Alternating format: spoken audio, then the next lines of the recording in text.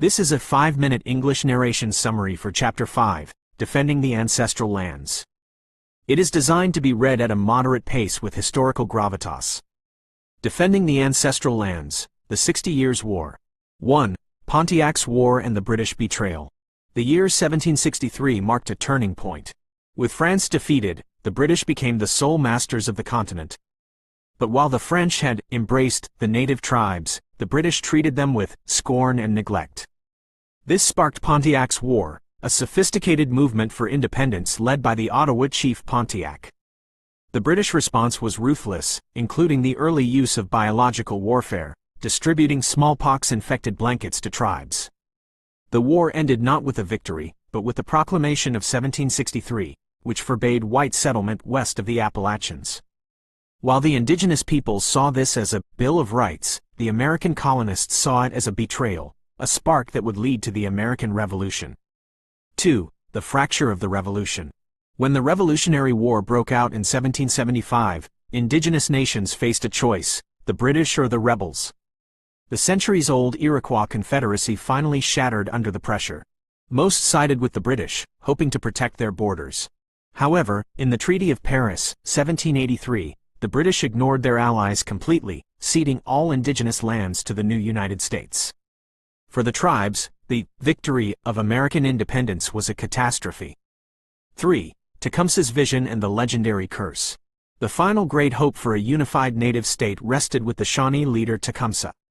He was a rare genius who argued that land belonged to all Indians collectively and could not be sold by any single tribe. His 1810 address to William Henry Harrison remains one of history's most powerful orations.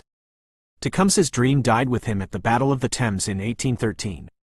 Following his death, a legend was born, the Curse of Tecumseh. It was said that every American president elected in a year divisible by 20 would die in office. From Harrison in 1840 to Kennedy in 1960, this grim pattern held true for over a century. 4. Andrew Jackson, the Architect of Exile. The War of 1812 was a stalemate between Britain and America, but it was a total defeat for indigenous sovereignty. Emerging from this era was Andrew Jackson, the commander who crushed the Red Stick Creeks at the Battle of Horseshoe Bend. While the American public hailed Jackson as a hero, history remembers him as the Architect of Exile. As president, he dismantled native nations and forced them onto the Trail of Tears, moving them toward the receding horizon of the West.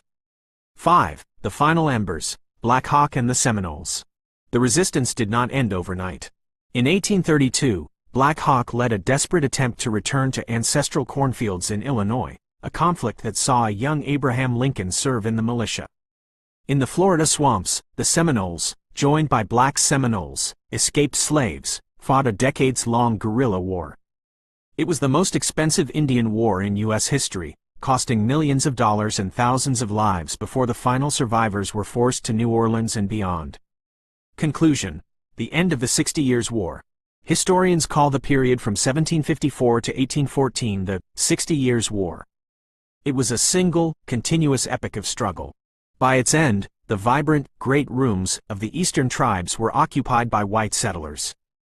The indigenous peoples were relegated to the status of a vanishing race, driven like shadows across the Mississippi River.